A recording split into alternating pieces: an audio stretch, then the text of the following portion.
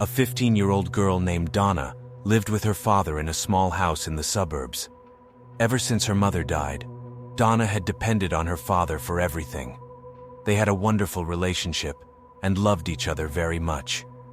One morning, Donna's father was leaving on a business trip. As they ate breakfast together, he told her that he would be home very late that night.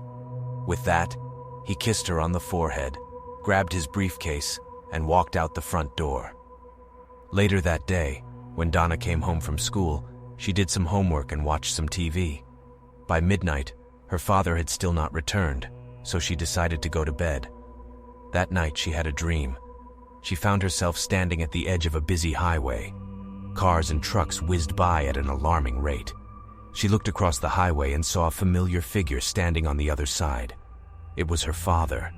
His hands were cupped around his mouth, and he seemed to be shouting something to her, but she couldn't make out what he was saying.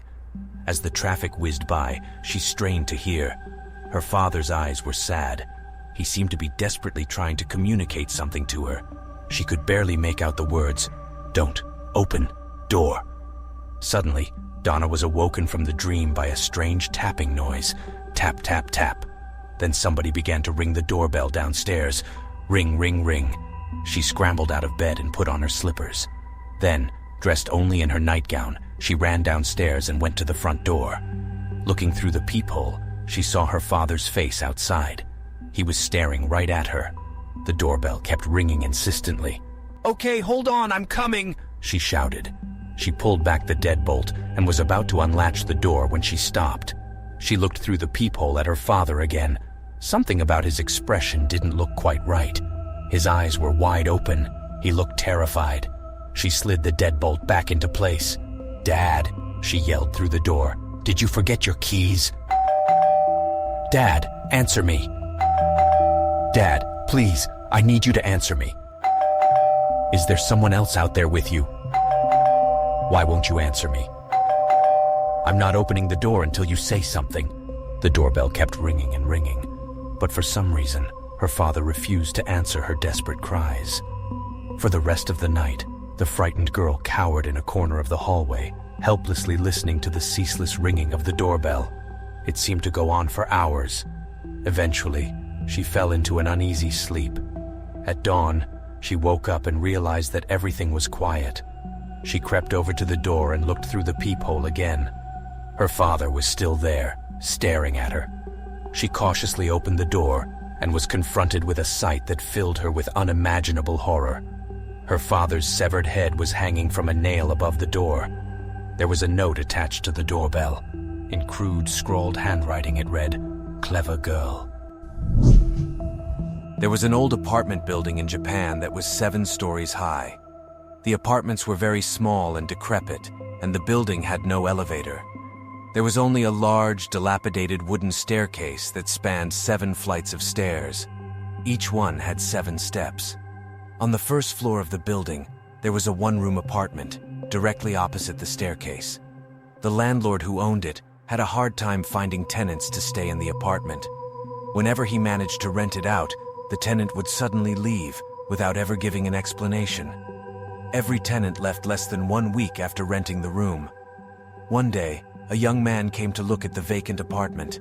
He was a college student and didn't have very much money. The apartment was very small, but the landlord was asking for a very low rent. The man decided to take the apartment and moved his belongings in a few days later. The first day that the young man spent in the apartment was a Monday. During the night, he was roused from his slumber by a strange noise. It sounded like a child's voice, echoing in the staircase near his front door. "I have reached the first step on the wooden staircase," said the voice. "What is a child doing out of bed at this time of night?" the man wondered to himself.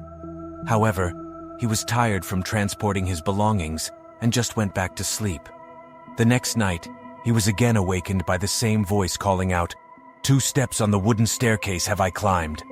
On Wednesday night, the voice cried, "3 steps on the wooden staircase have I climbed." The man jumped out of bed and ran to the front door. When he opened the door and looked out, he saw that the staircase was empty. An unnerving thought crossed his mind. Could it be possible that the staircase is haunted? And so it went on the same way. on the 4th, the 5th, and the 6th day. Every night the man heard the child's voice calling out. Each time it seemed to get closer and closer. Sunday night finally arrived and the man was trembling in his bed. He thought about moving out, but told himself that he must be brave. He refused to allow himself to be scared off by a ghostly voice. In the middle of the night, he woke to hear something scratching at his door. A voice cried out, "I have reached the 7th step on the staircase." A shiver ran down the man's spine as he heard his locked front door swing open. The next morning, the landlord arrived to collect the rent. When he knocked on the apartment door, there was no answer. Suspicious about the whole situation, he took out his spare key and let himself in. Sprawled across the bed, he found the tenant's mangled body. His face bore an expression of unimaginable fear. The police came and examined the body, but no cause of the death could be determined. It seemed as if the man had been scared to death.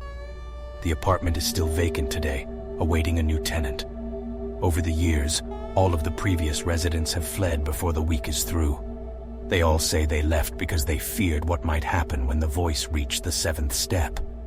There are only 2 people who knows the answer: the dead man and the unspeakable thing that climbs the wooden staircase every night.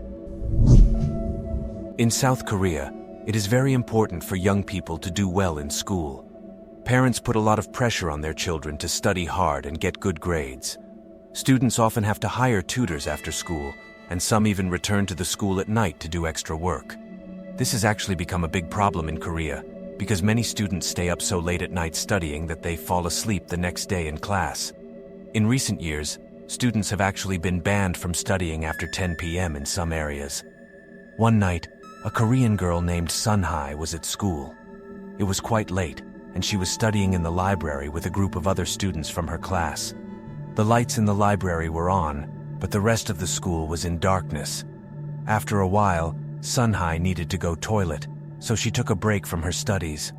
Telling her friends she would be back in a moment, the girl walked out of the library and down the darkened hallway to the school bathroom.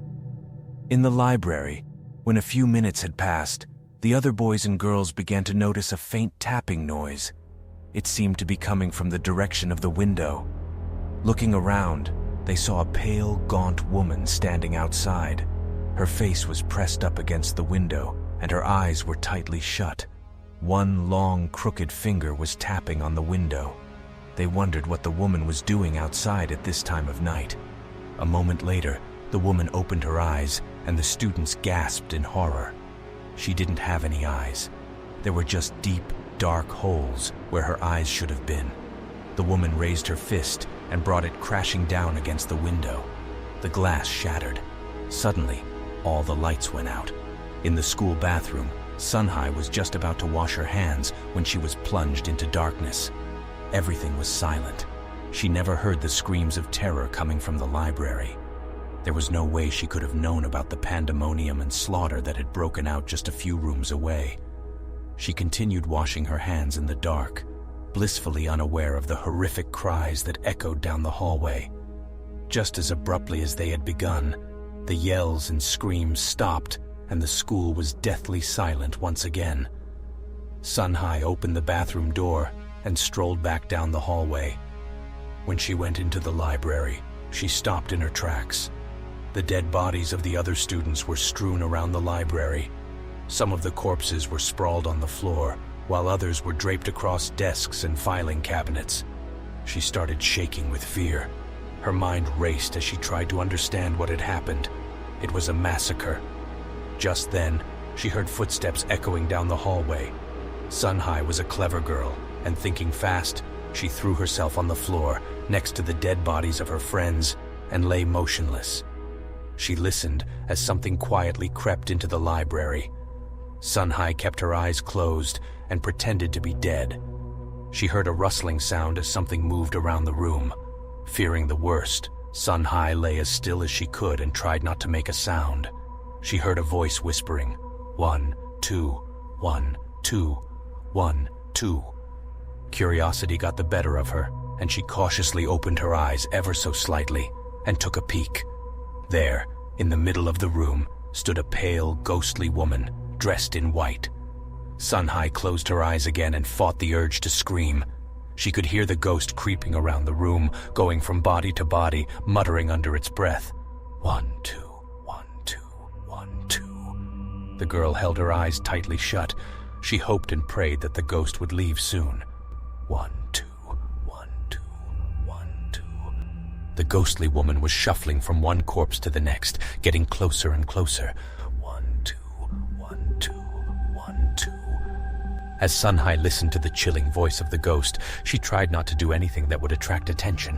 1, 2, 1, 2, 1, 2. The ghost was drawing ever nearer. Sunhai dared not move. 1, 2, 1, 2, 1, 2. The ghost was almost beside her. The girl tried not to breathe. Suddenly, the counting stopped. Sunhai remained motionless. She strained to hear even the slightest noise. She was afraid to move a muscle. There was no sound. The library was suspiciously quiet. After several minutes of complete silence, Sunhai was sure that the ghost was gone. Sunhai slowly opened her eyes. The ghost was crouched directly over her, staring into her eyes. One pale, bony finger was pointing straight at Sunhai's terrified face. 1, 2, said the ghost as it plucked out her eyeballs. 20 years ago, there was a young girl who was a talented ballet dancer. Her mother was very proud of her and had ambitions that, someday, her daughter would become a famous ballerina. However, the girl's hopes of a bright future were dashed when she was diagnosed with terminal cancer. The doctors told her she had less than a year to live. As the months went by, her mother tried to make her as comfortable as possible, but the girl's condition worsened. Soon, she was unable to walk or even stand and had to spend most of her time lying in bed. One night, the mother was downstairs watching television when she heard bumping noises coming from her daughter's room. She raced up the stairs, opened the bedroom door, and was shocked to see that her sickly daughter was out of bed and moving around. Not only that, her daughter was jumping and dancing around the room, just like she had when she was healthy. The mother watched in delight as the young girl performed leaps and pirouettes. She grabbed a camera and started taking photos of her beloved ballet girl. Marveling at her daughter's miraculous recovery, the mother snapped picture after picture until the camera was out of film.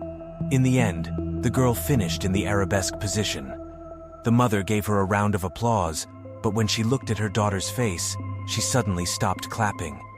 The girl's eyes were rolled back in her head, and her face was deathly pale.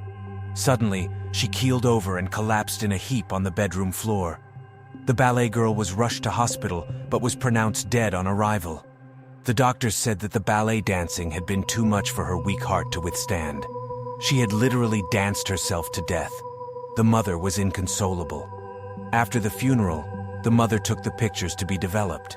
When she got them back, she flipped through the photos, remembering that last happy moment when her daughter had danced so beautifully. Suddenly, her hands started shaking and a scream died in her throat. The photographs fell to the floor and she collapsed. The pictures revealed that the entire time her daughter was performing the ballet moves, there was a ghostly green hand clutching her by the head and pulling her back and forth, forcing her to dance. One day, while my parents were out, I was babysitting my little brother. We were alone in the house and decided to play a game of hide and seek. I closed my eyes and counted to 20 while my brother ran off to hide. When I finished counting, I started looking for my brother. I couldn't find him anywhere. Eventually, I went to my parents' bedroom and noticed that the door of their closet was standing ajar. "I know you're in there," I shouted as I pulled the door open. The bedroom closet was crammed full of clothes, and when I thrust my hand into it, another hand immediately reached out from inside and grabbed me by the wrist. "Come on, I found you," I cried, trying to pull him out. "Come out of there." But he wouldn't come out no matter how hard I pulled. He was hiding behind all the clothes and didn't speak a word. I started wondering what was wrong with him. Just then, I heard a voice behind me ask, "What are you doing?" I turned around and was shocked to see my little brother standing in the doorway of the bedroom. Looking back, I realized the pale white hand was still holding onto my wrist. I screamed out loud and began to panic as I desperately tried to shake myself free of its icy grip. My brother rushed over to help me, and eventually, I managed to squirm out of the clutches of that pale white hand. We ran screaming from the room and rushed out of the house. Standing in the street together, trembling, we waited for our parents to return.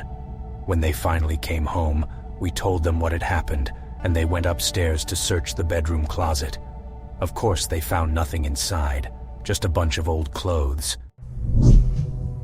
A husband and wife were at home one evening when they heard a knock on the door.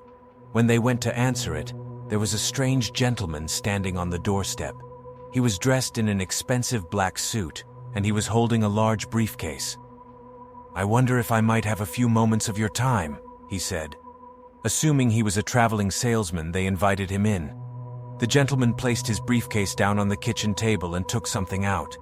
It was a box with a single red button on the top. He handed the box to the husband and wife. "Today is your luck day," he said in a calm tone. "You have an opportunity to become rich beyond your wildest imagination. If you press this button, you will receive $1 million in cash. There is just one catch. Someone you don't know will die." Saying that, the gentleman opened his briefcase and showed them the stacks of money inside.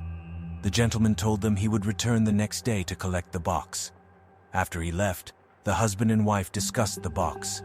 They argued for hours. Eventually, they decided to press the button. Nothing happened. The next day, the gentleman came back. He took the box, and in exchange, he gave them $1 million. As he was about to leave, the husband asked, "Did someone really die?" "Of course," the gentleman replied. "It happened last night, in a distant place. Someone you don't know died." The husband felt guilty. His conscience was eating at him. "One more question," he said. "Yes. What do you want to know?" said the gentleman. "What are you going to do with the box now?" The gentleman smiled and said, "I'm going to give it to someone who doesn't know you."